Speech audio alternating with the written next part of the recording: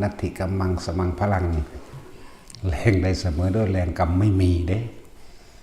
กรรมมีอยู่2อย่างกุศลกรรมกับอกุศลกรรมสัตว์ในโลกนี่มีอยู่4ชนิดเห็นว่าสัตว์2เท้ามนุษย์ไก่เป็ด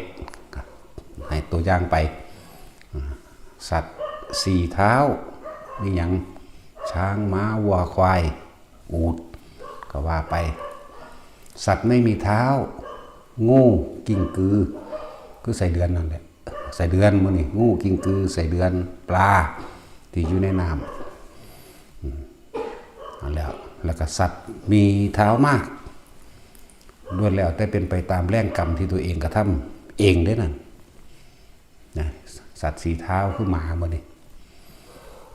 นั่นแหละจังว่าปฏิเครื่องแยกแยะระหว่างความเป็นมนุษย์และความเป็นสัตว์ที่มันต่างกันแน่กับสัตว์เสมอกันนั่นแหละเป็นอย่างเคยแยกขึ้นคำว่ามนุษย์แปลว่าผู้มีใจสูงผู้สามารถกระทำจิตให้กับ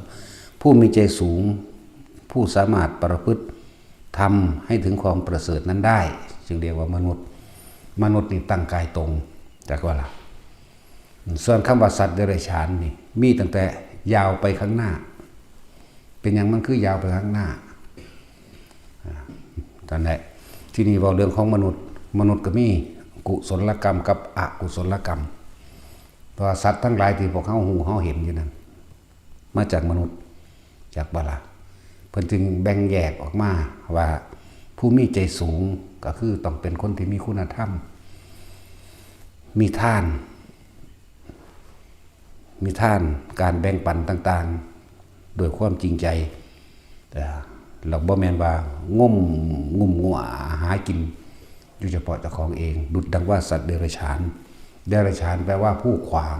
คุณธรรมความดีบ่ขวางผู้อื่นเด้ขวางเจ้าของเป็นอันดับต้นเมื่อขวางเจ้าของแล้วก็ไปขวางผู้อื่นขวางผู้อื่นก็คือขวางเจ้าของคือกันเพิ่นจะเอิ้นว่าเดรัจฉานผู้มัวเมางุ่มง่ามหาอยู่หากินเฉพาะตนโดยบ่ได้สนใจว่าใครจะเดือดร้อนบ่ได้สนใจพวกนี้เฮาสังเกตเบิ่งโลดมันจะเอาเฉพาะกินกับกามเท่านี้นึงเด้สัตว์เดรัจฉานกินกับกามเอาเฉพาะตนบ่ได้สนว่าใครจะเดือดร้อนหรือไม่เดือดร้อนเด้นั่นแหละหมาหรือแมวพอตามีอาหารที่มันแย่งได้เอาทันทีอยากบ่นนั่นแหละจังซั่นแล้วสัตว์ที่มืดบอดที่สุดคือคนหากินเห็นแก่ตัวงมงามที่สุดคือส่วนมากก็คือสัตว์ไม่มีเท้าจากว่าสัตว์ไม่มีเท้าคืออย่างใส่เดือนนี่กุมกินดินอย่างเดียวนะอันนึงนี่มืดบอดตาก็บ่มีหูก็บ่มีเด้แต่ว่าใส่สัมผัสทางกายจากเบิดนี่มืดบอดขนาดปลาพวกที่บ่อาจสามารถน้ำก็บ่เห็นพวกที่บ่อาจสามารถเข้าไปนี่สถานที่ต่างๆได้แต่อยู่ได้เฉพาะใต้น้ำและพื้นดินนี่นักสุดอยากบอกอยู่ขนาดอยู่ในน้ำก็อยู่ในอีกสัตว์หนึ่งแล้วก็อยู่ใต้น้ำเข้าไปอีกนี่คือลงไปในโคลนในดินไปอีกแล้วพวกนี้คือถ้าสิเว้าเรื่องคนสมัยที่เขาเป็นคนอยู่นั่นเขาสิหากินหาอยู่เฉพาะตนพ่อรักของภายใดรักเอาเลยพ่อข่มเหงเอาเลยเอาเลยโกหกให้เขาเสียชีวิตทรัพย์สินเอาเลยบ่ได้เกี่ยวบ่ได้สนว่าไผสิเดือดร้อนบ่ได้เห็นว่าไผสิยุ่งยากหรือทุกข์ยากลำบากหรือเดือดร้อนจากสิ่งที่ตัวเองกระทำพวกนี้สิงมหากินเฉพาะเจ้าของก็เลยต้องจมอยู่ในใต้ดินพุ่นล่ะคือบ่ฮู้บุญบ่ฮู้บาปบ่ฮู้คุณธรรมบ่ฮู้ศีลธรรมบ่ฮู้หยังจักอย่างคือกูสิเอาอย่างเดียวแม้นทางโลกสิเอิ้นว่ามีการศึกษาสูงก็สร้างเด้สมมุติว่าเขารวยเป็นแสนล้านก็ตามแต่ในความคิดของเขานี่คือหาผลประโยชน์ใส่ตัวเองอย่างเดียวบ่เกี่ยวกับว่าไผสิเดือดร้อนนี่จะบอกว่าให้มึงรวยเถอะในเมืองคนแต่ว่าถ้ามึงสิไปยากจนและก็ทุกข์ทนในเมืองผีหลังจากเมืองผีไปแล้วเมืองนรกไปแล้วไล่ลำดับเปรตไล่ลำดับเดรัจฉานนั่น แล้วมันก็มาจากคนเฮานั่นแหละทั้งเบิดนั่นนะที่พระพุทธเจ้าเพิ่นเรียกร่วมว่าสัตว์ทั้งหลายไม่มีที่สุดไม่มีประมาณสัตว์ทั้งหลายเลยเด้ร่วมกันเลยแล้วจังมาแยกประเภทสัตว์นั่นแหละมันถึงแตกต่างกันว่าแยกประเภทสัตว์ว่ามนุษย์แปลว่าผู้มีใจสูงและสามารถปฏิบัติให้เข้าถึงความประเสริฐนั้นได้ด้วยคุณธรรมคุณะแปลว่าสร้างประโยชน์ให้กับบุคคลผู้อื่นใดโดยบ่หวังสิ่งใดตอบแทนธรรมคือความเป็นจริงเพราะมองเห็นอนิจจังทุกขังอนัตตามองเห็นอริยสัจสี่ไปในเบื้องหน้าเห็นบาปคือบาปบุญคือบุญมีอยู่นี่เอื่นว่าคุณธรรมส่วนพวกนั้นบ่มีนั่นสิเว้าเรื่องบุญเรื่องบาปแต่ว่ามันหลอกตัวเองบ่ได้มีหัวใจจดจ่อหลอกเพื่อสิเอาทรัพย์สมบัติผู้อื่น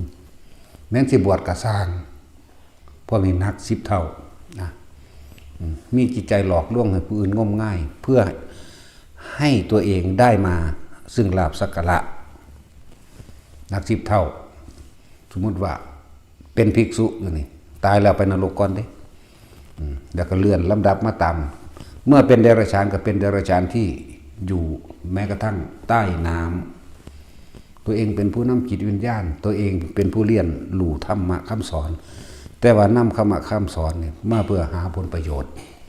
หมู่ภิกษุทั้งหลายที่ทำเดรัจฉานวิชาเข้าใจบ่นี่เขาจะเข้ามาเดรัจฉานวิชาบ่บาดนี่แหละเพิ่นเป็นหยังคือห้ามนักห้ามนะใส่ความรู้ต่างๆมาเพื่อยังประโยชน์ให้ตนโดยบ่ได้สนว่าใครจะเดือดร้อนจึงเรียกว่าเดรัจฉานวิชาเดรัจฉานผู้มันสิกลมฟังดิเบิ่งดีๆเด้อเดรัจฉานทุกตัวบ่มีเงยหน้ามีแต่กลมแล้วก็ยาวไปข้างหน้ากลมแม้จะเป็นสัตว์2 เท้าไก่เห็นบ่สัตว์2 เท้านี่คือไก่นกมันก็ยืนสัตว์2 เท้าแต่ว่าตัวมันยาวไปข้างหน้าและมีหน้าตาก้มลงถ้ามนุษย์เดยืนตัวตรงได้แง้มหน้าขึ้นฟ้าก็ได้ก้มลงก็ได้และมนุษย์ลงน้ำก็ได้ขึ้นบนบกก็ได้ไปสู่อากาศก็ได้หาเครื่องขี่ไปนั่นแหละมนุษย์ผู้มีบุญญาฤทธิ์จึงเป็นเครื่องปกป้องคุ้มครองมนุษย์ผู้มีบุญคือเขาสร้างบุญไว้แล้วเขาสร้างบุญกุศลไว้มากมายมหาศาลพวกนี้ตกน้ำบ่ได้ตกไฟบ่ไหม้ฆ่าบ่ตายแม้แต่ยังน้อยก็สร้างตกลงไปในน้ำเป็นชั่วโมง2 ชั่วโมงก็สร้างบ่มีตายก็แล้วกันเหมือนพระอีหยังล่ะพระหิยะอีหยังนี่ที่ปลากินไปนั่นเข้าไปอยู่ในสู่ท้องปลาก็เหมือนว่านอนอยู่ในดังเบาะเป็นดูดังว่าลูกแก้วหุ้มห่อเอาไว้นี่แบบนั้นเป็นทางสั้นพวกเขามีบุญพระศรีวลีอยู่ในท้องแม่ได้ขนาดใดตั้ง7 ปีอีกอย่างหนึ่งเห็นบ่นี่7 ปีแล้วก็พระสังกิจจะที่แม่ตายท้องกลมสินเขาพวกซับเปลือกเอาไปเผาไปเหลือแต่มองทองอันบ่ใหม่ก็เลยใส่ประตักเล็กแหลมเล็กที่จิ้มซบมันแหละทองแต่ปุ๊นี่ก็ฟงขึ้นไปข้างคือต่อใหม่กันแล้วก็เป็นสามเณรนั่นเดี๋ยวอีกเน้นอีกอันนึงก็เหมือนกันฟงปุ๊ออกไปกับข้างอยู่บนหญ้าค่าจังซี่นะนี่ได้พวกนี้อกุศลกรรมนิดหน่อยที่เขาได้รับนะหลังจากนั้นมาปุ๊บแต่ว่าเขาสะสมทั้งธรรมมามากพุ่งเลยพวกนี้บรรลุธรรมจะเป็นเน้นเลยนั่นแหละเขาจะสร้างมากเรียกว่าบุญญาฤทธิ์ถึงว่าบาดนี้ภิกษุใดทำเดรัจฉานวิชาแม้นได้เกิดเป็นสัตว์เดรัจฉานคือตาตกนรกกับนรกยังมหาเวกีอยู่แล้วพวกนี้เพราะหลอกลวงความคิดผู้อื่นเฮาเป็นผู้นำทางปัญญาเฮาเป็นผู้นำทางวิญญาณเป็นผู้นำทางจิตคือให้แนวคิดต่างๆเพื่อออกจากทุกข์เป็นทั้งนั่งทางวิญญาณจิตวิญญาณก็คือความรู้สึกต่างๆให้สะสมเอาเฉพาะสิ่งที่เป็นกุศลแต่ว่าไปหลอกลวงเขา ทำเดรัจฉานวิชาอะไรหากินเฉพาะเจ้าของได้หนึ่งธรรมดาบอกจึงเรียกว่าเดรัจฉานผู้ขวางทางกุศลธรรมเดรัจฉานไปว่าจังสี่เด้อผู้ขวางทางกุศลธรรม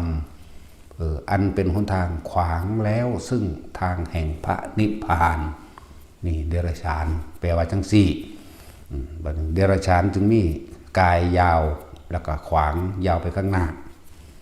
เห็นบ่ล่ะบัดนี้พวกประเภทสัตว์สองเท้าสัตว์มีเท้ามากเป็นอย่างแน่ก็ชี้เชฟนี่สันงุบงอมหางูหากินแต่ของเองงุมงามๆอยู่จะออกเฉพาะกลางคืนเห็นบ่กิ้งกือก็งุมงามไต่ไปยังสาสานั่นพวกสัตว์มีเท้ามาก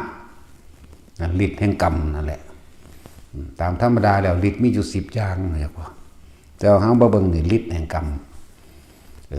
ฤทธิ์แห่งกรรมเพียงใดเหมือนกับนกที่มันบินได้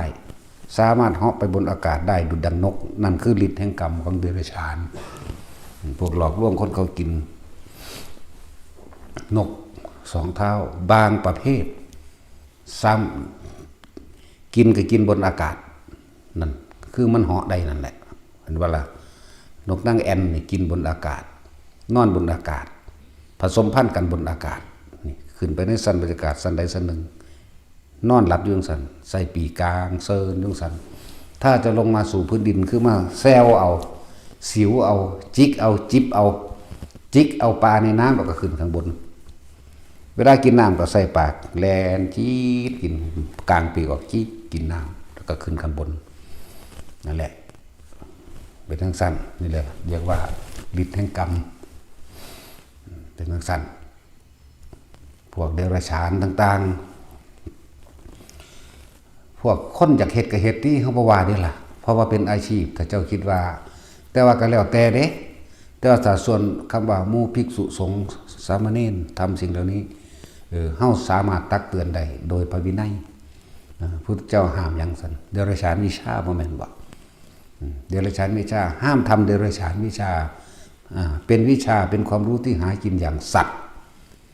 ตกต่ำหลอกและครอบงำศรัทธาของมนุษย์ทั้งหลายให้มาเชื่อให้มาจมจมกับตนเองโดยเอาศรัทธาของเขานี่แทนที่สินำศรัทธานั้นนำธรรมะคือความจริงของชีวิตนำธรรมะนี่เสาสู่จิตเขาสู่วิญญาณเขาให้ได้รับรู้รับทราบแต่ว่านี่เอาศรัทธาของเขามาเพื่อหาผลประโยชน์ใส่ตนเองเอิ้นว่าเดรัจฉานวิชาพวกเดรัจฉานวิชากะจะคุยกันเรื่องติรัจฉานกถาเขาจะคุยกันเรื่องหลอกลวงซอยกันคำว่าติรัจฉานกถาคุยเรื่องเฉพาะหากินแบบโลกเข้าใจว่าเรื่องว่าติรัจฉานกถาคือการคุยกันปรึกษากันเอาใดดีเฮาหลอกวางใดตัววางใดเฮาสร้างรุ่นนั่นบ่สร้างรุ่นนี้บ่โอ้เอาสร้างรุ่นนี้รุ่นท่านใจรุ่นรวยพันล้านรุ่นรวยบ่เลิกรุ่นเมตตารุ่นณนาทอง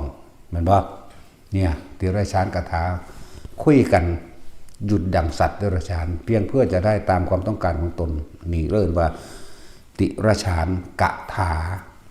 อาศัยเดรัจฉานวิชาเรียกว่าล่ะแล้วพวกนี้ตกต่ำคืออย่างนี้เด้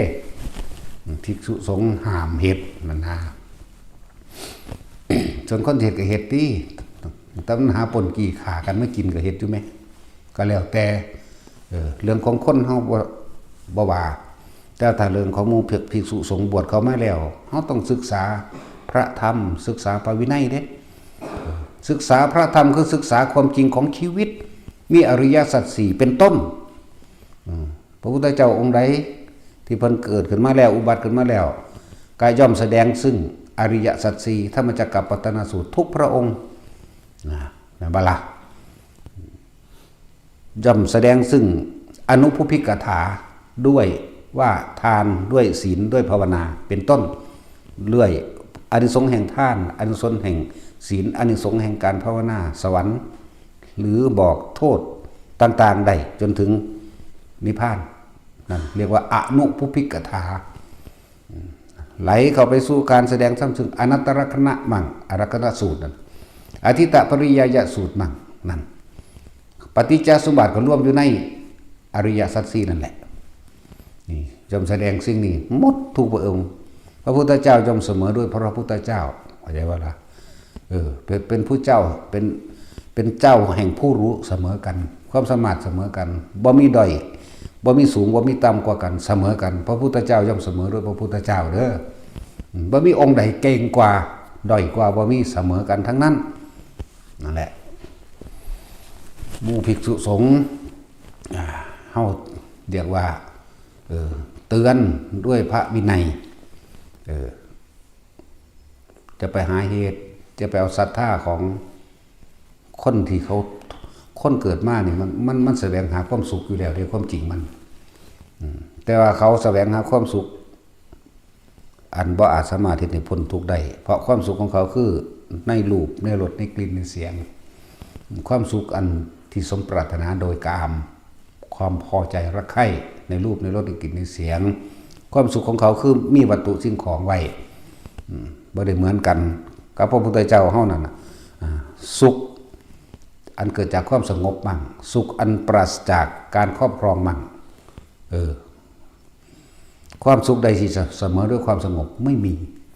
สงบก็ต้องบ่คิดสงบก็ต้องบ่อยากได้หยังว่าล่ะนั่นแหละ แต่ภิกษุสงฆ์บวชเขามาแล้วกันบ่นำสิ่งเหล่านี้ออกมาแสดงเห็นบ่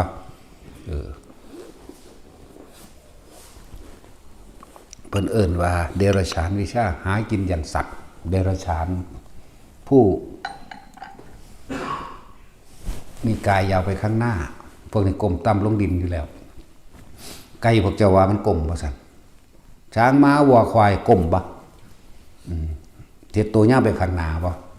นกก็เหมือนกันปลาก็เหมือนกันขี้เข็บก็เหมือนกันขี้เข็บแมงงอดแมงป่องนั่นแหละตะขาบมาแล้วขี้เข็บแมงงอดก็ดี ปลามื้อนี่ย่างไปข้างหน้าบ่ซั่นสัตว์บกที่ย่างไปข้างหน้าอีกที่เชื่องช้าแมงลินหมาก็จะว่าล่ะรู้จักแมงลินหมาบ่รู้แล้วพวกนั้นเนาะแมงลินหมาเนี่ยใส่เดือนนึงเป็นสัตว์อยู่ในดินสำบัดขึ้นมาข้างบนต้องอยู่บ่ได้โลดอยู่ยากต้องดินต้องล้นต้องม่นเข้าไปในดินให้ได้นั่นแหละพวกนี้ก้มหน้าก้มตาหาอยู่หากินได้ดีมีเป็นเฉพาะกูผู้เดียวจักว่าล่ะพวกนี้บ่ได้มีคุณธรรมอีหยังบ่ได้สร้างคุณงามความดีใดๆกับโลกเลยแต่ว่าพวกเฮาฟังเบิ่งฟังแล้วก็เอาไปเทียบเจ้าของที่ถามอยู่เรื่อยๆหรอกเฮาเคยสร้างความดีอีหยังให้คืนแก่โลกหรือยังเฮาสิมายึดโลกนี้บ่เป็นหม่องเวียนเกิดเวียนตายแม่นบ่ล่ะสร้างความดีหรือบุญโดยการให้ทานเฮ็ดโพดไปยังสิบ่เฮ็ดท่านว่าเนาะเฮ็ดอยู่เจ้าขอตะพึตะพือมันเลยบ่มีอานิสงส์อานิสงส์แปลว่าอารมณ์อันพึงปรารถนาที่ควรจะได้ในความสุขในความสงบนี้อานิสงส์แปลว่าจังซี่คืออารมณ์มาจากว่าที่ทำแล้วเกิดความสงบเย็นใจเกิดทำแล้วสงบจิตสบายใจเรียกว่าอานิสงส์ที่พึงปรารถนาแต่เฮาบ่รู้จักสิ่งที่เจ้าของพึงปรารถนาโดยสัญญาเก่าบางพวกจากนรกมาเป็นเปรตสำนึกได้ตอนตกนรกแต่กูได้เป็นคนอีกกูจะบ่เฮ็ดอีกแล้วกูจะบ่เฮ็ดอีกแล้วมันสำนึกได้เด้ถ้าเกิดเป็นคนอีกสิดิ้นรนค้นคว้าแสวงหาสิให้ทานสิรักษาศีลสิบวชนั่นความปรารถนามันบ่ล่ะแต่ว่ามันมาเป็นแล้วแต่ลืมปณิธานแห่งตนเปรตก็เหมือนกันสิบ่เฮ็ดอีกแล้วสิบ่เฮ็ดอีกแล้วต่อไปนี่สิรักษาศีลสิให้ทานสิซอยเหลือคนเด้อพอได้เกิดเป็นคนก็เป็นอีกแล้วมันบ่ได้เป็นง่ายๆเด้เป็นคนนั่นจักบ่ล่ะ บ่ได้ง่ายเด้อนั่นแหละที่พระพุทธเจ้าเพิ่นว่าสัตว์ทั้งหลายนี่เป็นความจริงทุกประการคนที่จะพ้นจากสัตว์ได้มีประเภทเดียวคืออรหันตผลคือพระอรหันตเจ้า พ้นเป็นผู้วางมือจากบาปเป็นผู้ตัดขาดแล้วจากตัณหาอุปาทานเป็นผู้วางแล้วซึ่งขันธ์ห้าอุปาทานตอนนั้นแหละเพื่อยากเรื่องระบาดนี่เนาะยากเพราะว่ามันบ่จะเฮ็ดเอาคนมักง่ายก็ดอกไหมนี่แล้วมาหอดนี่ทุกจะเอากองทุกมาถิ่มให้เพิ่นเนาะให้เพิ่นรับเอาปั๊บเศร้าดอกกูแต่ว่าไปสร้างใหม่กลับขึ้นเมื่อบาทไปหาเอาใหม่อีกเนาะเลิกซ่านมันมีผู้ใดเสกสรรดลบันดาลมันมีสิ่งศักดิ์สิทธิ์ใดดลบันดาลผู้ใดรวยใดดอกนี่ตัวเฮ็ดเอาเองเบิดเนาะสั่นแหละจึงบอกว่าโอ้ยมาขอบุญขอบารมีขอบุญขอกุศลหลวงพ่ออยู่แล้วเดาให้กันบ่ได้ดอกไปเฮ็ดเอา บุญคือความสงบเย็นภายในใจของเจ้าของเองบุญอันเกิดจากให้ทานให้ทานหยังข้าวน้ำอาหารยาลาสโลกคือที่อยู่อาศัยปัจจัย4หรือเป็นเงินนี่เป็นตัวแทนของปัจจัย4เครื่องอำนวยความสะดวกต่างๆหรือช่วยเหลือแบ่งปันให้สัตว์มั่งให้คนทั่วไปมั่งให้พระสงฆ์เจ้าสมณะชีพราหมณ์มั่งให้แล้วต้องไม่หวังผลในทานไม่มีจิตผูกพันในผลในทานไม่มุ่งการสังสมในความอยากได้อยากดีอยากนี้อยากเป็นจึงจะเรียกว่าเป็นบุญถ้าให้แล้วมีการเรียกร้องขอหวังผลในทานสาธุให้ผู้ข่าพ้นทุกข์พ้นยากในเถิดเบิดหนี้เบิดสินนะเถอะให้ถูกลอตเตอรี่แจกพอตจักเทื่อหนึ่งก็เอาดอกแต่ผู้ข่าถูกลอตเตอรี่แล้วผู้ข่าสิมาสร้างให้ดอกวัดซ้ำนี่เพิ่นมันดูถูกความเด้บ่ธรรมดาเด้ถ้าถูกหัวจังซั่นจังซี่แหละสิมาสร้างให้ดอกภาษาซ้ำนี่มีคำนี้อีกเด้เฮาได้ยินอยู่ตลอดโอ้ยภาษาซ้ำนี่นะผู้ข่าถือเบิ่งดูจัง6 70ล้านภาษาซ้ำนี่มันว่าโอ้ยลูกเขาอีสันดานปึก ลูกเขาอีหาอีผีปอบเนาะสวดล้วนอยากสแตกอันนั้นอันนี้หรือมาขอเพิ่นสิมาสร้างให้เพิ่นว่ายังมาว่าภาษาสำนีอยู่ก็มีเฮ้ยลูกเขาอีผีปอบสู้สิกินดิบกินแดนแบบนี้บ่เนาะกินง่ายๆนี่แหละแล้วแล้วพวกหวังผลในทานมีจิตผูกพันในผลทางทานพวกสังสมด้วยน่ะสังสมอกุศลคักๆเด้น่ะสังสมบาปกรรมใช้ตนเองด้วยน่ะแล้วถ้าทานแล้วเป็นบุญต้องบ่หวังผลในทานบ่มีจิตผูกพันในผลแห่งทานบ่สังสมจึงใดฟังธรรมจึงเข้าใจพวกนี้แต่ว่าสังสมเราเห็นให้ไปแล้วนี่มันบ่คิดต่ออย่างมันบ่คิดต่อว่าสิได้นั่นได้นี่เป็นนั่นเป็นนี่มันก็สบายใจมันก็สงบเย็นนั่นแหละบุญคือความสงบเย็นแบบนี้บุญอันเกิดจากการให้ทานบุญอันเกิดจากจิตเจตนาในการรักษาศีลไม่ทำร้ายให้ผู้ใดผู้หนึ่งเสียชีวิตและทรัพย์สินตลอดทั้งคนและสัตว์นี่บุญอันเกิดจากตัวนี้ทิฏฐิปัตตะบุญอันเกิดจากความเห็นตรงเห็นหยังเห็นอริยสัจสี่เพิ่นแสดงธรรมไปมีความเห็นตรงตามความเป็นจริงมันก็เกิดความสงบใจลงได้จะว่าล่ะนั่นแหละเพิ่นเอิ้นอีกอย่างนึงว่าทิฏฐุชุกรรมทิฏฐุชุกรรมมีความเห็นตรงตามความเป็นจริงในการกระทำนั้นๆทิฏฐุชุกรรมอันนี้นั่นแหละกรรมฤทธิ์ก็ยังเว้าเรื่องกรรมฤทธิ์ที่เรื่องนี้ยังบ่ได้บุญญฤทธิ์กรรมฤทธิ์ฤทธิ์10อย่างแห่งบ่ไหลมาเบิดดอกมันหลายนั่นแหละผู้ใดอยากทำบุญแล้วเป็นบุญก็ต้องไม่หวังผลในสิ่งที่ทำแต่ว่าไม่เบียดเบียนผู้ใดผู้หนึ่งเสียชีวิตและทรัพย์สินนี้บุญอันเกิดจากการให้ทานแล้วไม่หวังผลในทานไม่มีจิตผูกพันในผลทางทานไม่มุ่งการสังสมในความอยากได้อยากดีอยากมีอยากเป็นใดๆทั้งสิ้นทานแล้วย่อมต่ออานิสงส์แห่งทานหมายถึงอุทิศส่วนผลทานบุญกุศลกรรมดีให้แก่สรรพสัตว์ทั้งหลายผูกมิตรต่อไปเป็นเมตตาเป็นกรุณาและจะได้มุทิตาตามมาเพราะว่าเขาบ่หวังหยังไม่อิจฉาริษยาบุคคลผู้กระทำความดีอันอื่นหรือเขาทำความดีสิ่งใดก็ช่างไม่เลยเป็นอุเบกขาไปน้ำกันเลยนี่เรียกว่าบุญอันเกิดการรักษาศีลบ่มีความคิดทำร้ายเบียดเบียนผู้ใดเสียชีวิตทรัพย์สินเลยตั้งจิตถูกต้องแล้วตามความเป็นจริงแล้วเนี่ยจากบาลาบุญอันเกิดจากการภาวนาป่ะนี่คือข่มจิตข่มใจของเจ้าของบ่ให้ไปคิดฟุ้งซ่านเบียดเบียนบ่ให้ไปโลภบ่ให้ไปโกรธบ่ให้ไปหลงบ่อยากได้อยากดีมีเป็นใดทั้งสิ้น ก็เลยต้องควบคุมการภาวนาของตนเองทำความรู้สึกให้เกิดขึ้นให้อยู่กับตัวเองจึงเรียกว่าภาวนาภาวะไปว่าพบหน้าก็คือจิตใจหรือความรู้สึกของเขาเองทำความรู้สึกทำให้เกิดขึ้นในกายจากบนกายเวทนาจิตเวทนากายภาวนาแปลว่าจังสี่ภาวะแปลว่าพบหน้าก็คือความรู้สึกทั้งในคือใจของเขาเอง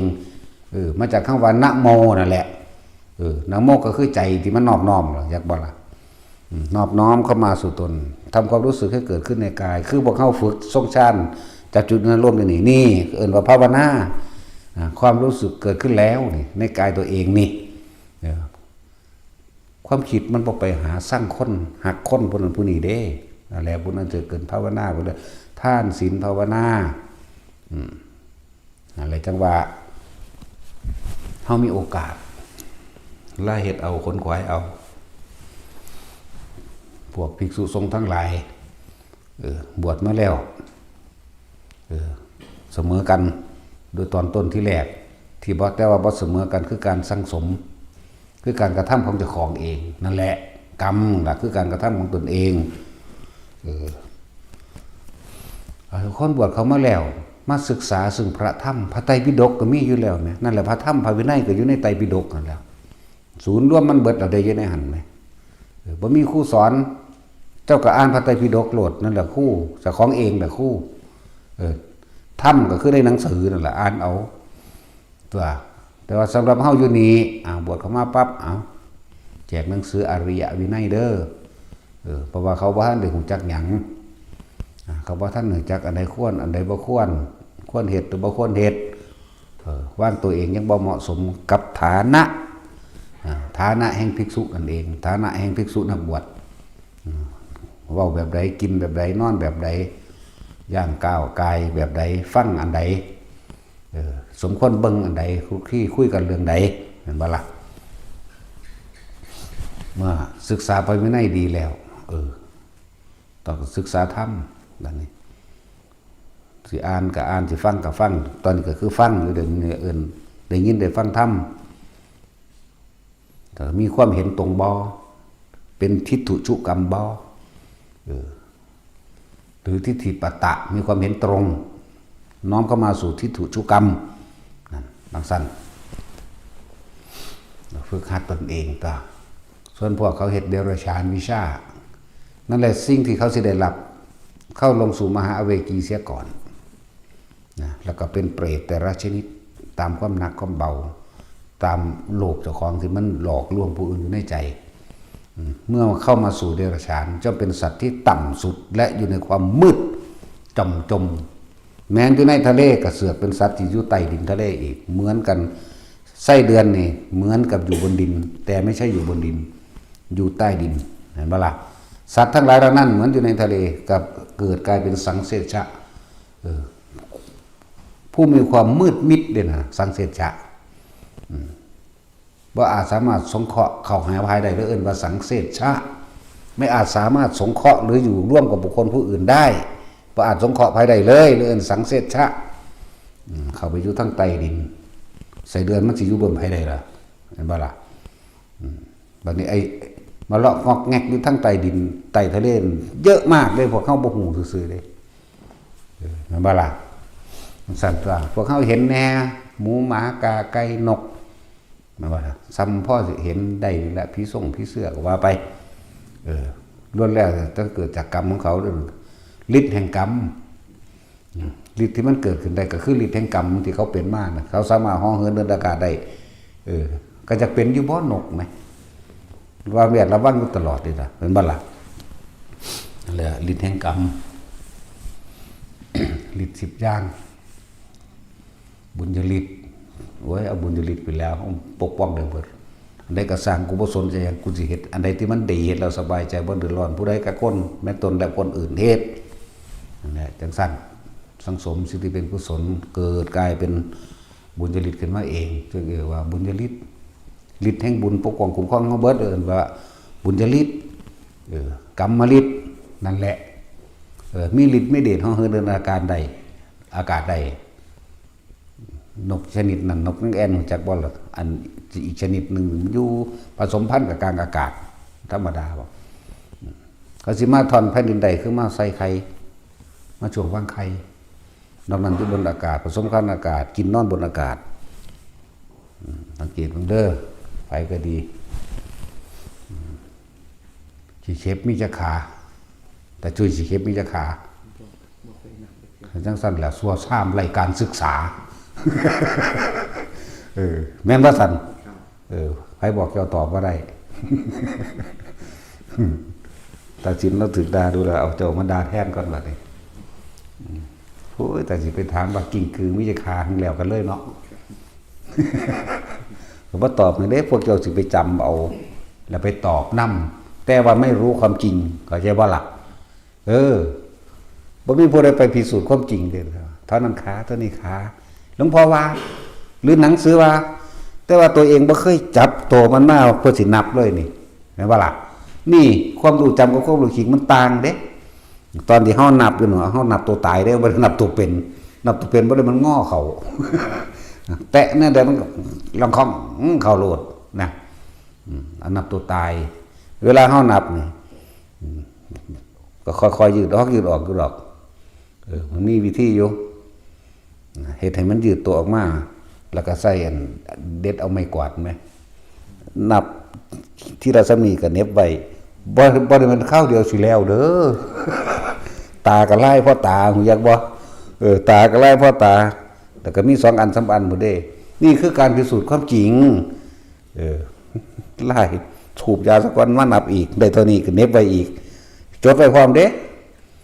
มันบ่ได้แล้วง่ายๆเด้พวกเจ้าได้นับอยู่7-8 มื้อผู้ใดซื้อได้มันไล่ตาก่อนนี่คือประสบการณ์จริงเข้าสู่สถานการณ์จริงมันเป็นแบบนี้เข้าบ่ไปเอาความรู้ของผู้ใดมาง่ายๆเด้เข้าหูอยู่ว่าเพิ่นเว้าว่ามีเท่านั้นขาเท่านี้ขาบ่เชื่อกูต้องเบิ่งชนิดน้อยมีเท่านี้ชนิดใหญ่มีเท่านี้อีกเด้แล้วตัวน้อยตัวใหญ่มีเด้แล้วก็น้อยๆแบบดำๆก็มีอีกเคยเห็นบ่นั่นแหละหลายๆโยญานั่นนี่ลองเบิ่งแม่ผู้ใดสิเอากิ่งกว่ากันเรื่องการพิสูจน์นะสัตว์นั่นแล้ววันนี้พวกสังเสชะพวกเฮาเคยเห็นบ่น้ำข้างแอ่งน้ำคือหัวดำๆเป็นตัวแต่เอายังขีดขาดลงเด้เห็นบ่ล่ะเคยสังเกตบ่ล่ะนั่นแหละสังเสชะผู้ไม่อาจสามารถสงเคราะห์ตนเองได้หรือผู้ไม่อาจอยู่ร่วมกับใครได้เรียกว่าสังเสชะใส่เดือนนี่ขึ้นมาตายโดนแล้วเนาะดิ้นล้นหาวิธีหม่นลงดินอีกเหมือนกันกับพวกเดรัจฉานวิชาที่ทำมาให้กินแต่เดือนนี้ผู้ใดสิมาตักเตือนเนี่ยได้กระสางกูสิดิ้นของกูสิเว้าเรื่องหน้าของกูนี่คือมันสิเข้าข้างเจ้าของตลอดได้พวกนี้นะ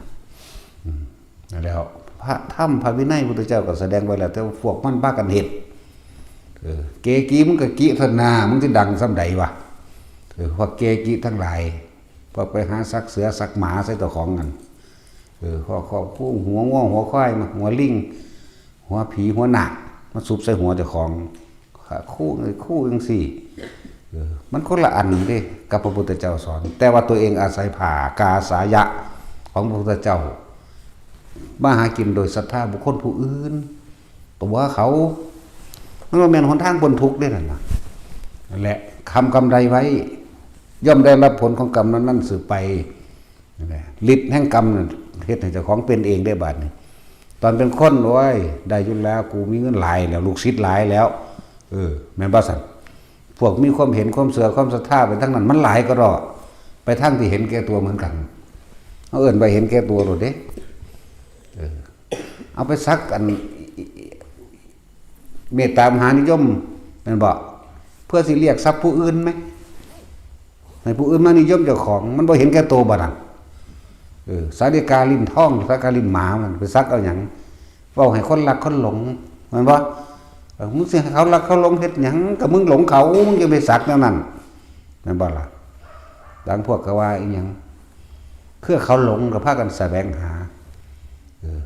มีแต่หลงเขาทั้งนั้นแหละซึ่งไปแสวงหามาให้ผู้อื่นหลงเจ้าของแม่นบ่ล่ะหลงเขาได้นั่นหลงผู้อื่นถ้าได้อันนี้มากคนก็สิลังไหลเข้ามาน่ะก็คือมันหลงผู้อื่นแล้วมันเลยไปหาแนวมันนั้นเสียเวลาหาคือหยังแม่นบ่ล่ะนั่นคั่นแล้ว คาถานั่นคาถานี่เพิ่นว่าไปเด้บัดนี้ใส่หุ่นใส่ห้อนี่ดอกไม้แดงยังก็ว่าไปมหาละรวยสารพัดสิว่าไปคาถาหมากินความคิดมันเองแหละแม่นบ่ล่ะความคิดมานี่กินอย่างเดียวเด้เห็นบ่ลองเบิ่งแม่เอาไว้ในครัวมันก็บ่ขาบไปกินเลยแล้วนั่นแล้วมันบ่รู้จักว่าอันนี้เป็นของไผนั่นเป็นของไผเด้เหมือนดังว่าเปรตกายเห็นบ่สมัยพระพุทธเจ้ากัสสปะเขาหาบเขากระตาซ่ากันตอนแต้นไปปิ้งปลาอยู่ข้างหลังเขาเจ้าตั้งใจสิไปจังหันพระพุทธเจ้าคนนี้นั่นจักบ่ล่ะเขาตั้งใจไปจังหันพุ่นกามันอยู่ทั้งสูงแวบมาจับขาบเอาปิ้งปลาขาวมนเข้าไปทำมีปลาขาวมนมีปลาสูตรนำเด้แต่สินปลาสูตรก็มีเด้คอยคุณจักปานนั้นเด้เพื่อแล้วมันก็ไปสแต็กกินสตี้พุ่นไปจับกินอยู่เทิงงันงาใหม่คนกินแล้วก็ห้องหัวล้อเขาแยกว่าล่ะนั่นแหละจนเท่าเดี๋ยวนี้เลยแล้วมันเป็นเปรตโอ้บ่แม่นตัวน้อยเด้เปรตตัวนั้นใหญ่ขนาดใด16 กิโลได้โยชน์นึงไหมเพราะว่าอย่างมันจะต้องใส่เนื้อหนังร่างกายรับความเจ็บปวดขนาดว่าพระท่านได้ท่านพระพุทธเจ้าท่านพระสงฆ์เด้นั่นมันไปหลักกินก่อนเห็นว่าล่ะสั้นตัวเจตนาเขาจะท่านหรือเด้นั่นเพราะท่านได้หอดซ้ำเป็นสั้นตัวเพราะท่านได้ไปใส่มือพระซ้ำมันเอาไปกินเดี๋ยวนี้ก็ยั่งอยู่เปรตกาตัวนั้นพวกเกี่ยวกับภาวนาเบิ่งเอาเด้อว่าท่านก็ตายไปเป็นหมู่เดียวกันกับหูจักกันเองหรอกแต่สินเอาว่าเจ้าจะเห็นปะเห็นเจ้าก็ตายไปเป็นพวกเดียวกันนั่นแหละจะยืมได้ข่อยไม่เก็บเศษเก็บเด่นหรือจักว่าเก็บเอาพวกเจ้านี่โอ้ว่าชัดเจนรถเก็บขยะข่อยเก็บเอาขยะได้เดี๋ยวนี้เรียกว่าเฮ้ยดูถูกขนาดน่าตัดสินระวังขยะกับสันนรกเจ้าหยังเนาะคือเอาคือหลวงตาซ่านี่บ่ระวังหมดกับใส่เดือนเอาอย่างดีเนาะว่าโอ้เอาใส่เดือนดอกว่าซั่นว่าเอาปวกคนว่าเอาปวกดอกซั่นโอ้ยบักหามเอ้ยหลวงตาซ่านั่นแล้วบ่รู้จักยังคักปานนั้นเด้เนาะขนาดบ่เป็นเดรัจฉานวิชาเลยเนาะแต่มันเลยเดรัจฉานไปอีกธรรมดาบ่แต่ความเป็นบวชเขามาแล้วก็ฝึกหัดก็ฟังธรรมอยู่ตลอดไหมน้องนั่นแล้วที่บางนึงก็อยากไปขายปิ้งไก่ปิ้งไก่วิเชียรสูตรมาจากชัยภูมิบ่หรือแนวใดแต่ไปขายปิ้งไก่ยังตลาดมันขายบ่ได้ไปขายปิ้งไก่วิเชียรดีกว่าใส่ตัวนั่นแหละพวกเขาเลือกได้พยายามฝึกเอาเล่งตนเองตัวภิกษุสงฆ์ทว่าเล่งตนเองก็มีอดหลับอดนอนย่อนอาหารนี่แหละเว้ยก่อนสิอดอาหารนั่นนี่ก็ค่อยๆกินน้ำไปซะก่อนตัวคือบ่ได้ให้อดเด็ดขาดบาทเดียวดอกค่อยๆมันปรับตัวเองกินน้ำซะก่อนกินน้ำลงไปหลายๆซะก่อนแล้วจังค่อยลดน้ำลงบัดนี้ที่แรกกินให้มันอยู่ซะก่อนเดินจงกรมเบิ่งทีละ3 มื้อทีละ5 มื้อทีละ7 มื้อ10 มื้อ20 มื้อก็ไหลไปเรื่อยๆเอาตัวนี่คือทำความเพียรเล่งตนเองกับมีเป็นธรรมดาถ้ามันแข็งแรงมันคิดไปทั้งในมันอยากไปทั้งนั้นทั้งนี้นี่เนาะนั่นแหละที่ว่าถามแต่คือหลวงพี่ปอนถามยังคิดจะไปหันไปนี่อยู่ว่าซั่นสะดุดตัวภาวนากันมันอยู่กับตัวเองตัววันไปอยู่จุดหนองคายมีคนเตรียมตัวไว้แล้วนี่มีหลวงพี่ปอนมีตาเฒ่าใหญ่นี่ เอาอีกแล้วถึงอีกแล้วหำเฮียน หลวงตาลักมันสิเตรียมของไว้ได้มันไปคุยกันไว้แล้วไปจังสั้นไปจังสี่นะเหมือนกับงวกเคยถามแต่มันยังคิดสิไปหันเป็นนี่เยอะว่าว่าได้มื้อนี้วันนี้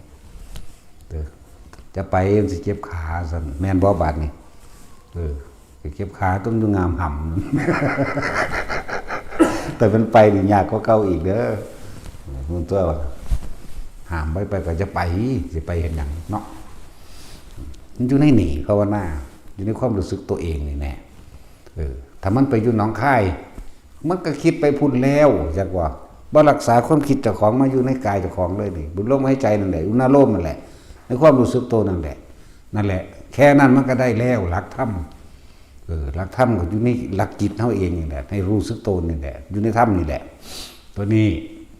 คิดไปพุ่นเป็นแบบนั้นแบบนี้คิดไปพี่เป็นแบบนั้นแบบนี้หนาวยังไปอยู่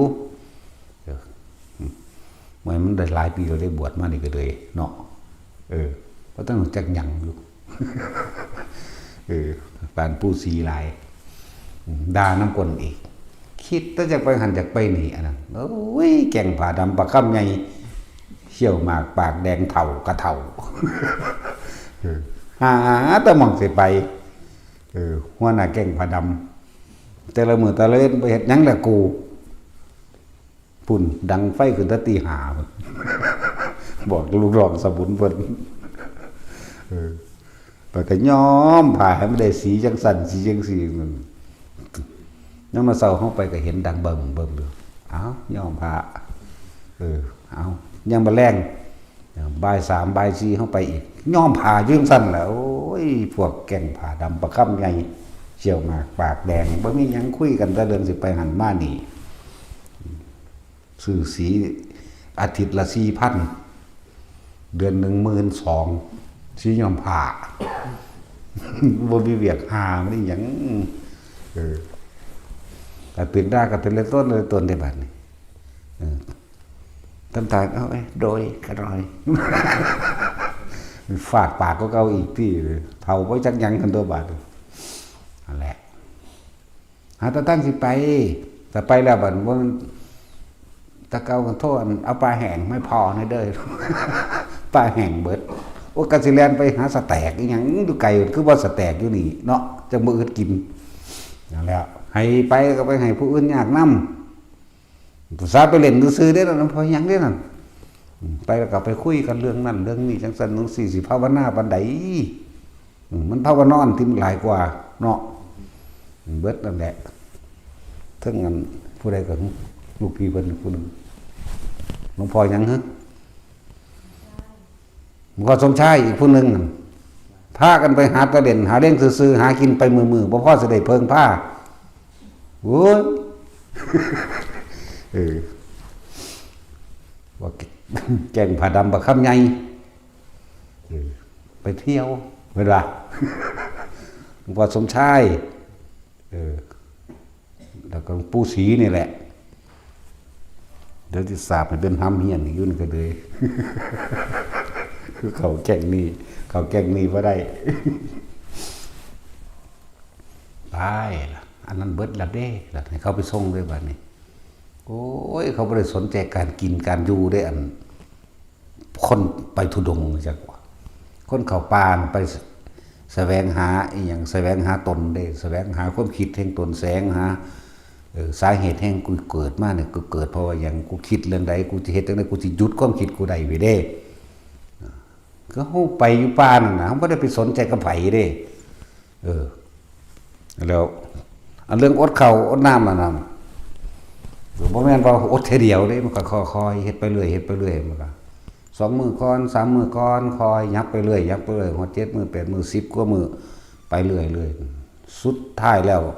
ตามธรรมดามีความตั้งมั่นอยู่แล้วโดยศรัทธาว่านี่ความเพียรมันกล้าขึ้นมาเองจักว่าศรัทธามีกำลังวิริยะมีกำลังสติมีกำลังปัญญาสมาธิมีกำลังปัญญาก็มีกำลังศรัทธาภระตัวจักบ่อะไรอินทรีย์5ล่ะจักบ่อะไรอินทรีย์5ภระ5จักบ่ล่ะศรัทธาอินทรีย์เนี่ยว่าจักเว้านะภาษาหลักการมันซื่อๆเนาะมึงย่างช่องเฉาะเรื่องสั่นเบิดมือเบิดมึงย่างได้บ่เดินจงกรมอยู่เป็นอาทิตย์2 อาทิตย์พุ่นธรรมดาบ่เดินแบบบ่จักนิดจักเหนื่อยเลยอยู่ในความรู้สึกอันจิตหนึ่งเลยเป็นเดียวหนึ่งเลยตาก็เห็นทางเดี๋ยวท่านก็สูงขึ้นบ้างเดี๋ยวก็ต่ำลงบ้างเดี๋ยวก็ลุบลงดินบ้างแต่ว่าเดินอยู่พอสำนั้นธรรมดาบ่ บางที่ก็ลอยขึ้นไปเดินอยู่เทิงกลางอากาศความรู้สึกมันไปแต่ว่ากายมันก็อยู่ดินอยู่ได้ล่ะนั่นบางทีก็โตก็ยืดขึ้นมาแต่ว่าบนนี้ออกจากความรู้สึกนี่โตยึดตัวเดียวนี่ลืมมือลืมเบ้นไปเลยเด้มันธรรมดาเด้นี่49 มื้อวะอดเข่าอันนั้นทางบ่แม่นอดคือมันลืมไปเลยจากวันนี้ได้เท่านั้นสูงสุดแล้วบ่เกินนั้นต้องนั้น5 มื้อ10 มื้อมีเป็นประจำอยู่แล้วที่กินข้าวหาตั้งไถก็หากินเปลือกไม้ขอนไม้น้ำมูนั่นเลยบาดมันสิเอาข้าวหนักๆเข้ามาก็ดีกินน้ำกินหยังดูหาแล้วก็เหล้ากินใบไม้น้ำมันแหละมันต้องหูจักกินเด้บางที่มันหนักคือมันสิไข่สิหนาวขึ้นมามันขาดอาหารนี่ก็มันนกมันเนกมันน่ะดึงมาเผามาทุบกินตัวไปอยู่ผู้เดียวบ่มีใครเฮ็ดก็เฮ็ดเอาเองตัวเอาตัวรอดในป่าให้มันเป็นตัวนั่นแหละบ่ต้องพูดถึงเรื่องการอาบน้ำบ่อาบ บ่อาบเลยบ่ต้องพูดถึงเรื่องแคลนี่ตึกเป็นยังเฟอะฟะเต็มอยู่ในนี่ล่ะเต็มแขวอยู่สั่นแล้วมันบ่ได้อยู่กับไผไผสิมาเหม็นเดี๋ยวนี้เนาะ เขาบ่ได้คิดเรื่องนี้เว้ยนั่นแล้วบ่พกแล้วกันแปรงสีฟัน อาบน้ำนี่ก็บ่อาบ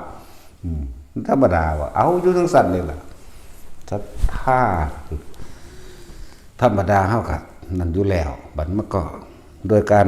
สะสมและสั่งสมในตนเองมันก็เกิดมีความเพียรมีกำลังเองตัวตั้งใจมีกำลังเองสติก็มีกำลังของมันบัดน่ะธรรมดาสติเฮายังคอยควบคุมอยู่เด้ดึงไปดึงมาไปบาดมันเข้าอยู่ของมันเองแล้วมันเป็นเอาเองเลยบาดนี่นั่นแล้วขนาดเผลอนิดเดียวเนี่ยฝึกอยู่หั่นแม้กระทั่งว่าสิพยายามจับลมให้มันได้อาทิตย์หนึ่งต่อเนื่องบ่ให้เขิดบ่ให้ขาดบ่ให้เผลอเลยสิไปว่าหยังอันเริ่มต้นแรกมันล้มเหลวอยู่ตลอดล้มเหลวอยู่ตลอดเลยมันบ่ทันคำว่าสติที่เฮาคุมมันคือบ่ให้ออกจากลมหายใจเข้าใจว่าเนี่ยลมหายใจนี่กับอุณาโลมให้คู่กันตลอดเราให้รู้สึกตัวทุกลมหายใจเข้าออกพร้อมอุณาโลมก็มีพร้อมเด้ว่ากูจะกุมมึงด้วยนี่ 2-3 มื้อเผลอพับเอาใหม่ตั้งใหม่เผลอนี่คือคิดออกจากนี่เด้แม้กระทั่งหลับแม้กระทั่งง่วงแงกลงซำนี่เอาใหม่ตั้งอีกได้6 มื้อได้มื้อที่7สมมุติว่าขาดอีกวินาทีนึงก็มาเริ่มใหม่อีกเด้มันบ่ธรรมดาเด้ขนาดมันต่อเนื่องถึง6 มื้อมื้อที่7นี่ขาดอยู่หน่อยๆนี่นาทีเดียวนับ1ใหม่เอาอยู่จังซั่นนั่นแหละมันก็เริ่มจังซั่นแหละสะสมแบบนั้นเฮ็ดไปเฮ็ดมาคิดแก่กล้าขึ้นมามีกำลังเป็นขึ้นมาเอาเองก็สุดท้ายมาก็มามึงเป็นหยังคือมักง่วงแท้นี่มันมาฆ่าตรงงอกบัดเดียวนี่แล้วก็ควบคุมพยายามบ่ให้มันเข้าฌานพร้อมเด้บ่ให้มันเข้าฌาน4จักบอกบ่ให้มันเข้าอรูปฌานพร้อมเฮาสิเอาแค่ว่าเพียงแค่นี้แหละเอาแค่ลมหายใจกับอุณาโลมให้รู้สึกตัวอยู่แค่นี้เกิดหยังขึ้นก็สร้างกูสิควบคุมอยู่แค่นี้บ่ให้มันเข่าปกติมันมักเข่าชาติมันก็เข่าเวลาป่วยเข่าอยู่เวลาป่วยเวลาบ่สบายเข่าเพื่อจะเอาอาการปิตินี่ปิติสิมาค่อยรักษาร่างกายปรับธาตุของเฮาเองนะเขาอันนั้น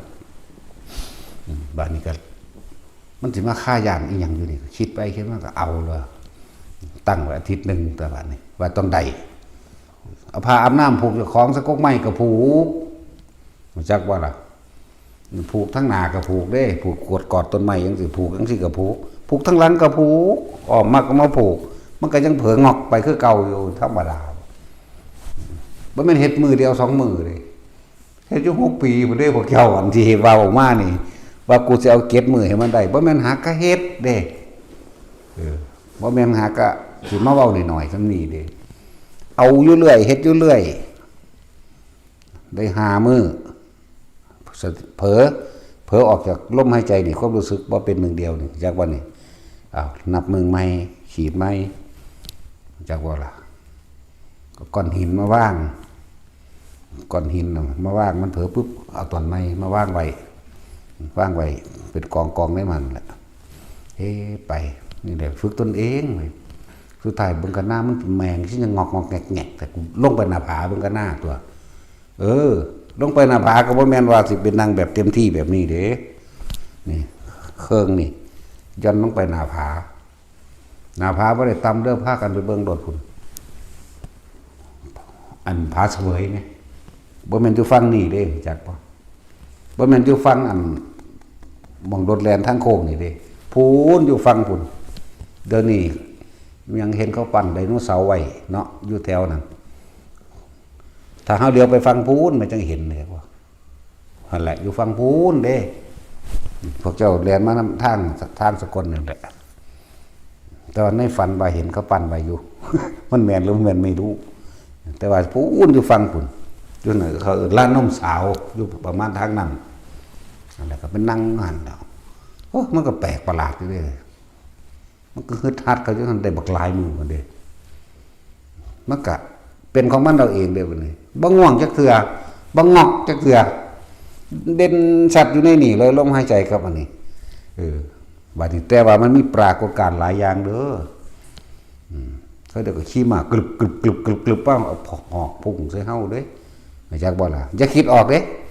เนี่ยนิ่งอยู่ในนี่อย่างเดียวลมหายใจกับอันนี้นี่เฮาเอาแค่ปฐมฌานเฮาบ่เอาหยังไกลล่ะแค่นี้แหละลมหายใจนี่ก็มีความรู้สึกอยู่นวงอยู่หน้าผากนี่ก็มีจากว่าล่ะชี้มากกลึบมากับพุ่งหอกใส่เบิ่งเสยนั่นแหละก็พวกนี้มันเก็บสะสมมาจากปีแล้วอันซ้ำเห็นเล่นๆที่เว้าให้ฟังอันนั้นเห็นนี่มโนมยิทธิหรือว่าแสดงเดชสิคร้านแล้วอยากบ่อันพวกมาฟื้นเนี่ยพวกเจ้าพอได้เป็นของเครื่องเด่นแน่นิดหน่อยนึงเด้นี่เศษมันเด้นี่เห็นบ่ล่ะแล้วเขาซัดหอกใส่แล้วก็ขี้กายไปรึบไปของมันถ้าเดี๋ยวพวกมาธนูกับมาแล้วก็เป็นคนปืนก็เป็นปืนสมัยใหม่นี่ก็มีเด้มาฮอดก็ยิงเฮาโหลดก็มีมันเป็นนิมิตออกจากบ่ล่ะมันก็เบิ่งอยู่หั่นแหละเป็นไฟใหม่เบิ่มใหม่เข้ามาเป็นน้ำท่วมก็มีสารพัดแล้วแต่มันสิเป็นมาดหลายคักเป็นยุงสั่นตั้งหลายมือเด้จนลืมเวลาเลยล่ะจนว่าเถียงซะว่าหลังจากนั้นมายังเข้าใจว่าเอามันหาเดือน6 เดือนยังเข้าใจว่าสมมุติว่าเฮาไป1 มกราจังซี่เฮายังเข้าใจว่าเป็น1 มกราอยู่เด้ทั้งซึ่งมันเป็นเดือนฮอดมิถุนาหรือกันยาหรือตุลาไปแล้วยังเข้าใจว่าเป็นมือนั่นอยู่มันเหมือนกับมือเดียวนี่ไหมขนาดนั้นเลยยังเถียงเขาอยู่เด้ตัวของเองยังเข้าใจเอาเองอยากว่าล่ะนั่นแล้วมันละสัญญามันดับสัญญามันบ่ได้อิหยังกับมันอีกแล้วจนว่าฝืนเอาไม้ซะก่อนพอแห้งไปเลยยังมั่นใจอยู่ว่าบ่แม่นมันต้องเป็นว่าเขาไปวันที่1ยังเข้าใจเป็นวันที่2นึงเด็กกูออกมาจากนี่กูไป2-3 มื้อจังซี่นะยังเถียงเขาอยู่สารพัดเด้ออันประหลาดที่แรกไล่ก่อนเป็นไล่ละซะก่อนเป็นกองทัพใหญ่มากยิ่งเฮาเลยก็มีเป็นคนมาผู้เดียวมาฮอดก็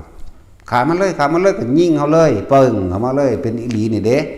คือตาเฮาเห็นกันแบบนี้นี่เด้นั่นแหละแต่ว่าความมันตั้งมั่นดีแล้วสติตั้งมั่นดีแล้วปัญญาก็กล้าแล้วกล้าหมายถึงว่าเลยตายแล้วบ่ได้สนใจเห็นได้ก็ตายแต่ว่าตอนนั้นมันบ่เว้ามันบ่คิดมันสึงหลึงมันซื่อๆของมันแต่ว่ามันเห็นเบิดที่เป็นสิงสาราสัตว์พญานาคเขามาคาบมากัดมีเบิดอันซ้ำเว้าเรื่องน้ำถ้ำน้ำผานี่ของเล่นดอกกันซะมื้อนั้นซ้ำพี่หลอกหน่อยพี่หลอกไงพี่ก้องก้อยของเล่นได้แล้วนะฉะนั้นเด้ตีเด้โตมันลายกะโตอยู่หน้าผานี่เด้นั่นแหละตัวอยู่หน้าผาพี่ตัวเป็นตาญาณกว่าทางหน้านี่เบื้องว่างไม่มันจะ100 เมตรอยู่บ่อันที่ลงไปในหันน่าจะ100-200 เมตรพุ่นเด้ประมาณนั้นพุ่นเด้อคือตกลงหันก็ตายแล้วเด้ล่ะก็บ่โตเห็นบ่ล่ะก็ดันกันไปนี่เฮ็ดไปเรื่อยๆยังว่าอยู่ บ่แม่นหาก็เฮ็ดทีนึง2เทื่อที่แรกก็ฝึกตนเองขยับไปเรื่อยขยับไปเรื่อยมันสิมีกำลังของมันขึ้นมาเองดอกได้เท่าไหร่บัดร่วมแล้วแต่สิมาคำนวณเอาใหม่เด้นี่จักมือจังมาคิดย้อนหลังเอาเด้เลยว่าโง่49มื้อบ่พอ50ยังว่าอันเล่นๆนั่น5มื้อ10มื้อ10กว่ามื้อ20มื้อเล่นๆอันนั้นอันนี้ก็จักเล่นคืออันนั้นแหละจักเล่นจักจริงแหละหลายอย่างเด้จนจระเข้มาน้ำมันก็เป็นเด้เป็นงูเหลือมเป็นงูสารพัดงูเสร็จแล้วแต่สิเป็นหลังจากผ่านเรื่องราวแล้วเป็นเรื่องดีได้บัดนี้อยากว่าล่ะเปลี่ยนนางฟ้านางสวรรค์มาล่ำให้ฟังให้เบิ่งเด้ผู้สีซ้อผู้ยั่วยวนมีเบิดเด้อยากว่าล่ะพวกสังคีติอย่างต่างๆพวกเครื่องเสียงเครื่องดีเครื่องละเล่นของสวรรค์ไหมพวกเตรงเต่งเตรงเป็นเตรงนะรู้มวลแมงยังดอกพูดถึงว่าพวกที่หลังก็คือได้ว่ามันว่าได้มวลอีหยังดอกแต่ว่ามันหูยิ้มอยู่ตาเลื่อนคำว่าสักแต่เห็นจิตไม่คิดไม่นึกนั่นแหละปฏิจจสมุปบาทถูกตัดขาดก็ใจว่าล่ะคือบางคิดบ่นึกแล้วความรู้สึกพอใจหรือบ่พอใจอารมณ์เกิดขึ้นบ่ได้ตัณหาและอุปทานเป็นจังไดมันก็บ่ปรุงบ่แต่งบ่ต่อไปไหมนั่นแหละคำว่าปฏิจจสมุปบาทไหนมันลงสู่อยุธนากิงธนาสงครามกิงธนามานั่งคิดเอาอยู่นี่ว่าแค่ว่าเข้าใจก็บ่เข้าใจขนาดเข้าใจบ่เคยเห็นบ่เคยเป็นมันก็ยังละบ่ได้อยู่นั่นบ่ล่ะคือเว้าเทียบนั่นแหละพวกเจ้าเคยนับบ่ขาขี้เข็บเนาะถ้า22ขาก็บอกน้ำเขาซื้อตัวเองบ่เคยนับแม่นบ่ล่ะข้างละ11จังซี่บ่เคยนับบัดนี้เอาความรู้จำไปเถียงเขาอีกเด้แต่ของก็บ่เคยนับแม่นว่าผู้เขาเคยนับเขาฮู้อยู่เขาก็บ่เถียงเขาก็ธรรมดาแน่เขาละความเห็นเพราะว่าเขาเห็นล่ะเข้าใจบ่เพราะว่าเห็นแล้วรู้แล้วละความเห็นเด้บ่มาเถียงสนะกับไผเด้บ่ได้นับขากิ้งกือที่มันนับยากยิ่งตัวน้อยๆเอ้ยตาลายจนบ่แม่นนับมือเดียวสิเศร้าเด้2มือ3มือบ่เด้นั่นแล้วจนว่าเอาจังใดดีวะนี่เอาที่ละ20แล้วเราซุบไว้การไม่ฟ้อยนั่นน่ะซุบไว้ได้20เราซุบไว้20เราซุบไว้เริ่มมันนับเอานี่แหละ10นี่20 30 40นับมันมีได้บัดนี่มามือเดียวว่าจบดอกมันไล่ตาแต่สารพัดเนี่ยถึงบอกว่าเวลามันมีความเพียรของมันกล้าขึ้นมาเองมันก็เองมันก็เป็นเพราะว่าเฮาเริ่มสะสมจากไปทีละเล็กละน้อยไปล่ะคำว่าสักแต่ว่าอย่าเพิ่งเว้าไผก็เลยมันเห็นกิ่งๆซะก่อนเถอะนะพวกผีตาแดงมาลงมึงทำไมวะพวกหมาตาแดงก็เอาเถอะแม่ที่เอาซ้ำใดว่าพวกอ้อยผีกังก้อยได้แล้วนะบ่แม่นกังก้อยคือเขาเว้ากันเด้บ่แม่นจักเม็ดอ้อยอยู่ไกลๆพุ่นไกลเข้ามาหัวดูนเข้ามาจังซี่ก็มีนั่นแหละสารพัดเด้ที่เว้ามาหลายคักคือหยังนี่อันเรื่องประหลาดลึกลับที่กังก้อยน้อยคาศอกนี่ก็มีเด้ชาวโลกเขาเอิ้นกังก้อยเขาก็เอิ้นกังก้อยให้ซื่อๆจริงๆมันบ่แม่นดอกโดยภาษาพุ่นภาษาพุทธเจ้านั่นแหละเป็นตาหักก็มีหัวแดงแกว้อยเอาไว้เลี้ยงแยกตัววะตาสินเจ้าหิวกังก้อยน้อยทั้งสั้นแล้วหลายอันเป็นจระเข้เขามานี่โดดสวบเฮาเลยเด้คือจังเฮานั่งอยู่ระหว่างน้ำนี่เด้ตอนเป็นคือจังน้ำมันอยู่จังสี่บ่เฮาก็โดดสวบซะเลยเฮาก็เห็นซื่อโดยบ่คิดเสียงยังเกิดขึ้นมาก็โดยบ่คิดแต่จากว่านี่บ่คิดหยังเลยนี่มันสะสมมันฝึกไว้แล้วมันแน่นอยู่บางพี่มันคือมันแน่นหนักตั้งมั่นอยู่อย่างเดียวเลยบ่ได้สนบ่สิออกความคิดนี่ออกบ่ได้เลยบ่มีออกเว้าที่หลังได้แต่ว่าตอนประสบการณ์นั้นมันซื่อๆอยู่เด้ตอนที่มันเข้าสู่เหตุการณ์จริงของมันนั่นน่ะแล้วหลายเป็น เป็นการต่อสู้กันเป็นบ้านเป็นเมืองลุ่มตุ่มต่ำปืนใหญ่ปืนโบราณมันยิงกันเป็นขึ้นทั้งข้อสร้างข้อมาสู้กันฆ่ากันนี่ธรรมดาบ่หลายสารพัดนะหลังจากผ่านเหตุการณ์ลักษณะว่าเป็นตาญาติหลายๆแล้วมันมีความงามในบาทนี่บ่แม่นแค่นั้นเด้เป็นนางฟ้าอาบน้ำอยู่สระอนุดาตนั่นเด้คือธรรมดาเด้เมื่อยแต่ผู้งามๆบัดนี้โอ้ยพวกนี้เอ็ดเหตุนะมันกระลืนบัดล่ะอยู่ได้นี่อึดเปิดอยู่ไว้ก็เลยก็ไปเรียบเขาก็บ่ได้เนาะต้มหวามอยู่เฮ้ยหน้าท้องแตกๆละลายเต็มอยู่น้ำมันนี่เขาบ่ได้เป็นสั้นทั้งหอมจากว่าล่ะหอมก็รู้ทั้งผู้งามก็รู้เป็นสั้นหมายถึงเป็นระดับตามความละเอียดของผิวเนื้อผิวหนังเขาสีชมพูใสๆปานสีส้มเล็กน้อยที่มันใสๆเข้าไปพวกกายเขานั่นน่ะจักบ่ล่ะทางบ่ได้จับดอกเอามาเปรียบเทียบฟังซื่อแล้วก็รับสูงขึ้นวิมานต่างๆปรากฏจังซั่นจังซี่ก็มีคำเว้าคำบอกไปพร้อมเด้สิว่าหยังเห็นพระพุทธเจ้า3,584,392พระพุทธเจ้าของตัวคือเขาถามแหละพระพุทธเจ้าเข้านิพพานไปแล้วสามารถเห็นได้ไหมยังมีวิญญาณอยู่เลยยังโอ้ยเศร้ากูบ่เว้ากับสูสู้ไปเห็นเอาเองโลดวิญญาณไปแล้วนั่นนี่แต่เรื่องวิญญาณยังบ่เลยรู้อยู่ว่าวิญญาณคือหยังเนาะจะไปตอบหยังภาษาจังซั่นนั่นแหละเห็นได้จริงบ่เห็นจริงเป็นจังสิเห็นบ่จริงก็เฮาเป็นผู้เห็นแต่เฮาบ่ยึดเอาเห็นจริงแต่มันบ่จริงเนาะก็สิไปถืออย่างจริงหรือบ่จริงก็ซื่อๆหรือบ่หยังแล้วหลายกว่านั้นเขามาอีกเด้มันแค่นั้นเด้อย่างที่เว้าเนี่ยแค่เอาได้บวชนำก็ยังเว้าอยู่บวชนำเอหิภิกขุแล้วก็ประวัติจังซั่นสิแม้กระทั่งไล่ว่าเฮานี่เกิดนำพระพุทธเจ้าโคดมเฮานี่จักศาสตร์หน่อยก็ยังไล่มามันเป็นขึ้นมาเองดอกปึ๊บไล่มาก็ไล่เลี้ยงพระพุทธเจ้าเฮาตอนนั้นเฮาได้เกิดรวมกับเพิ่นบ่น้อนี่ได้เกิดอยู่ครั้งเทื่อก็เป็นหมารู้จักว่าล่ะยังเป็นกับสิงโตได้เกิด